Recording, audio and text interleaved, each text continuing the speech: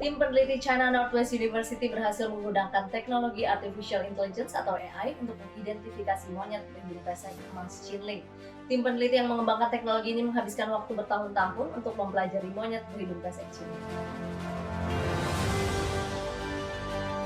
Anggota tim Pu Songtao mengatakan sangat sulit untuk mengidentifikasi setiap individu monyet yang mana secara terus-menerus tidak mungkin dilakukan oleh manusia. Dengan sistem pengenalan wajah, AI dapat segera memproses identitas setiap monyet. Dengan adanya tracking individu monyet ini, maka dapat membantu mempelajari perilaku dan juga struktur sosial monyet berhidung pesek emas Chinling dan juga primata lainnya. Hal ini akan berkontribusi banyak pada mata pelajaran seperti antropologi dan sosiologi. Selain itu, untuk memberikan perlindungan yang lebih baik untuk satwa langka ini, monyet berhidung pesek emas Chinling adalah subspesies dari monyet berhidung pesek Sichuan dan mencakup sekitar 4.000 individu yang hidup di pegunungan Chinling di Provinsi Shanxi Selatan di barat laut Tiongkok. Monyet berhidung pesek Sichuan terdaftar sebagai hewan terancam punah di daftar merah IUCN atau Uni Internasional untuk Konservasi Alam dan berada di bawah perlindungan negara kelas 1 di Tiongkok.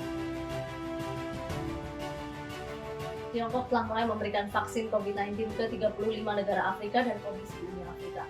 Hal tersebut disampaikan oleh anggota Dewan Negara dan Menteri Luar Negeri Wang Yi pada Minggu 7 Maret lalu. Tiongkok sejauh ini telah menyediakan hampir 120 batch pasokan darurat ke Afrika dan mengirim tim ahli medis ke 15 negara Afrika untuk mendukung perjuangan mereka melawan pandemi. Salah satunya adalah Zimbabwe yang telah melakukan vaksinasi pada lebih dari 15.000 pekerja garda terdepan menggunakan vaksin COVID-19 Sinovac selama 6 hari depan. Data kementerian menunjukkan bahwa sebanyak 15.705 pekerja garda terdepan, termasuk petugas kesehatan, personal sektor keamanan, dan juga jurnalis, telah menerima vaksinasi fase pertama pada Jumat 25 Februari lalu.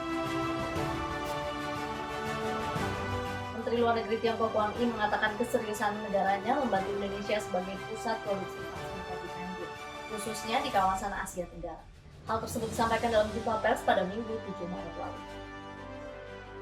Dalam jumpa pers di sela-sela sidang parlemen Tiongkok di Beijing, Wang mengatakan Tiongkok telah mengirim vaksin COVID-19 ke negara-negara ASEAN dan membantu Indonesia menjadi pusat vaksin yang bisa memenuhi kebutuhan negara-negara ASEAN. Wang mengatakan Tiongkok dan ASEAN telah membangun hubungan strategis dan menjadi mitra dialog selama 30 tahun. Tiongkok dan ASEAN telah membangun konsep bersama tentang solidaritas dan juga saling membantu. Dia menuturkan untuk pertama kalinya, ASEAN menjadi mitra dagang terbesar Tiongkok pada tahun lalu. Hal itu sekaligus mengungguli posisi Uni Eropa dan Amerika Serikat. Persiapan Olimpiade Beijing 2022 dan pertandingan musim dingin Paralimpiade telah memasuki periode sprint kritis. Hal tersebut dikatakan oleh Chang Chien-tung, Wakil Kongres Rakyat Nasional ke-13 pada Sabtu 6 Maret lalu. Menurut Chang, persiapan untuk Olimpiade musim dingin 2022 telah membuat kemajuan penting. Sebanyak 12 tempat pertandingan untuk Olimpiade 2022 telah selesai.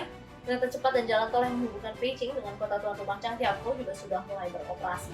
Selain itu, 1 juta orang telah terdaftar sebagai relawan. Olimpiade Beijing 2020 juga telah mendaftarkan sebanyak 38 sponsor dan pemasok. Pandemi dan kondisi cuaca selama Olimpiade musim dingin 2022 menjadi tantangan yang berat bagi penyelenggara. Karena pandemi COVID-19, uji coba internasional Olimpiade musim dingin Beijing telah dibatalkan. Kelompok kerja internasional untuk pencegahan dan pengendalian pandemi untuk Olimpiade musim dingin Beijing telah dibentuk oleh VOCOG, Komite Olimpiade Internasional dan Organisasi Kesehatan Dunia. Perusahaan asal Tiongkok Huaqing Innovation mengembangkan drone mungil berukuran 17 cm dengan bobot hanya 35 gram. Drone bernama Feng Niao ini disebut akan menjadi pesaing kuat bagi Black Hornet yang digunakan oleh Amerika Serikat. Jika dibandingkan, Feng Niao 18 gram lebih berat dari Black Hornet Nano milik Amerika yang memiliki panjang 10 cm. Black Hornet Nano dibuat oleh Prox Dynamics Norwegia dan digunakan oleh militer Amerika Serikat sejak tahun 2012. Meskipun begitu, Feng Niao dapat mengirimkan gambar definisi tinggi atau rekaman real-time pada jarak lebih dari 2 km. Keduanya memiliki waktu operasi yang kurang lebih sama, yakni sekitar 25 menit. Feng Niao juga memiliki baterai yang bisa diganti setelah penerbangan usai. Fitur unggulan lain Feng Niao adalah sensor laser di 4 sisi untuk membantu mendeteksi dan menghindari rintangan. Laser tersebut juga mendukung tautan data jaringan yang berarti dapat digunakan sebagai bagian dari armada hingga 16 drone dalam sebuah misi. Dengan sistem itu, drone Feng Niao dapat dikendalikan melalui smartphone dengan aplikasi khusus. Drone ini dapat digunakan di berbagai bidang seperti pengawasan dan patroli keamanan publik dan untuk memeriksa tempat-tempat berbahaya seperti contohnya dengan kimia dan juga jaringan viral yang sulit dijangkau.